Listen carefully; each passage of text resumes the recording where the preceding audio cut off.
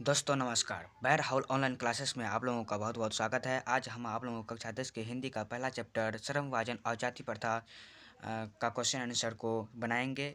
अगर आप लोगों को ये वीडियो अच्छा लगे तो एक लाइक कर दीजिएगा और चैनल पर नए हैं तो चैनल सब्सक्राइब करके बेल आइकन को प्रेस कर लीजिएगा, जिससे हर आने वाले वीडियो का नोटिफिकेशन आपको समय समय पर मिलते रहेगी। तो आइए हम वीडियो को शुरू करते हैं। तो इनमें हम आप लोगों को ये 8 क्वेश्चन बताएंगे। पहला पहला है, लेखक किस विडंबना की बात करते हैं, विडंबना का स्वरूप क्या है। दूसरा है, जातिवाद के पोषक उसके पक्ष में क्या तर्क देते हैं। ऐसे ही 8 क्वेश्चन है, इस सब का आंसर अभी आप लोगों को हम बताएंगे। तो बने रहिए हमारे इस यूट्यूब चैनल पे। देखिए, लेखक किस विडंबना की बात करते हैं, विडंबना का स्वरूप क्या है। देखिए, लेखक के विडंबना की बात यह है कि इस आधुनिक युग में भी जातिवाद के पोषक की कमी नहीं है। ये पहला क्वेश्चन हो गया। अब दूसरा है, जातिवाद के पोषक उसके पक्ष में क्या तर्क देते हैं। जातिवाद के पोषक इस आधुनिक समाज में कार्यकुशलता के लिए श्रमविभाजन को आवश्यक मानते हैं और कहते हैं कि जाति प्रथा भी श्रमविभाजन का ही दूसरा रूप है, इसलिए इसमें कोई बुराई नहीं है। तो दूसरा क्वेश्चन भी हो गया, इसका आंसर भी हो गया। और तीसरा क्वेश्चन है, जातिवाद के पक्ष में दिए गए तर्कों पर लेखक की प्रमुख आपत्तियां क्या है।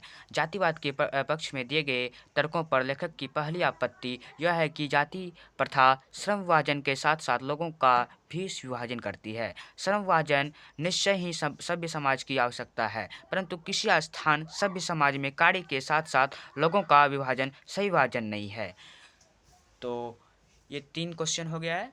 तो आप लोग इसे उतार लीजिए या चाहे स्क्रीनशॉट ले लीजिए। उतार लिए? कमेंट करके बताइए उतार लिए तो सही है, और उसके बाद आगे बढ़ते हैं।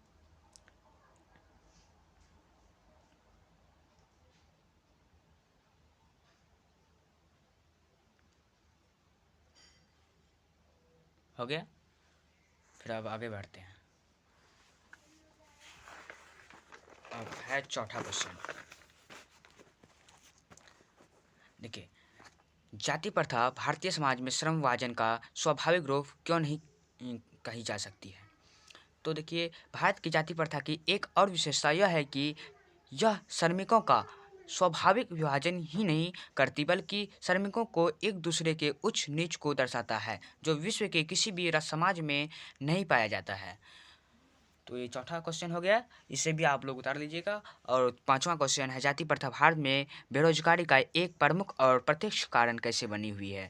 भारत में जाति प्रथा लोगों को कोई भी ऐसा कार्य नहीं चुनने देती जो उनके पूर्वजों ने नहीं किया हो। लोग अपने पूर्वजों का ही कार्य चुनते हैं, जिसके कारण जाति प्रथा भारत में बेरोजगारी का प्रमुख प्रत्यक्ष और प्रमुख कारण बनी हुई है। उसके बाद फिर आगे बढ़ते हैं। लेखक आज के उद्योगों में गरीबी और उत्तीर्ण से भी बड़ी समस्या किसे मानते हैं और क्यों। लेखक गरीब और उत्पीड़न से भी बड़ी समस्या जाति प्रथा को मानते हैं। क्यों? क्योंकि इस जाति प्रथा लोगों का उनके स्वभाव के अनुसार कार्य चुनने की अनुमति नहीं देती है, मतलब अपने अनुसार काम करने की अनुमति नहीं देती है। तो इसे भी आप लोग स्क्रीनशॉट ले लीजिए ताकि आप लोगों को उतारने में कोई दिक्कत ना हो।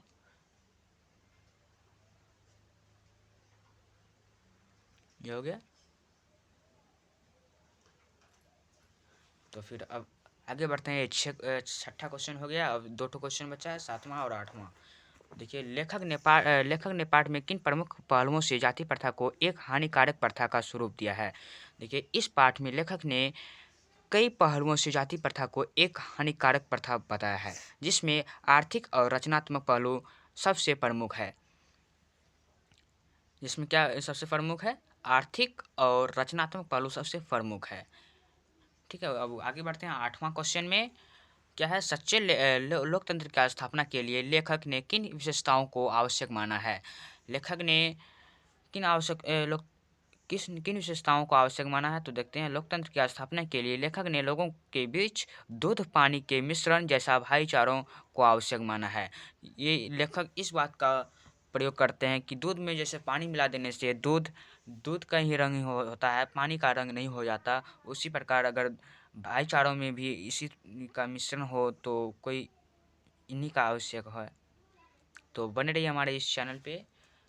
तो एक बार फिर हम आप लोगों को दिखा देते हैं और आप उसे याद कर लीजिएगा। ये देखिए,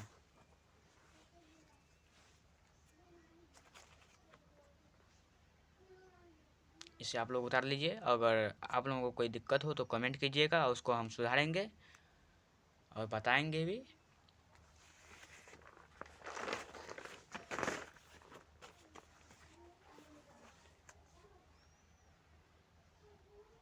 इसका भी स्क्रीनशॉट ले लीजिए या फिर वीडियो रोक करके लिख लीजिए, उसके बाद वीडियो को आगे बढ़ाइएगा।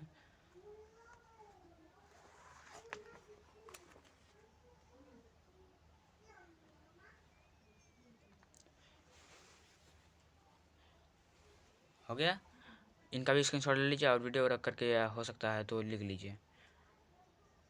इसका क्वेश्चन आंसर हम इसलिए कराए क्योंकि इसका पहला वीडियो जो था भीमराव अम्बेडकर साहब का, जो कि इसकी जीवनी थी, उनका पढ़ा चुके हैं पहले वीडियो में। आप देख लीजिएगा, हमारा वीडियो डाला हुआ है हमारे यूट्यूब चैनल पे।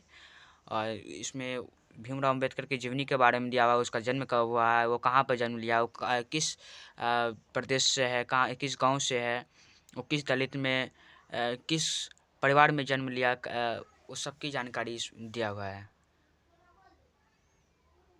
तो वीडियो को एंड करते हैं। तो जय हिंद, जय भारत।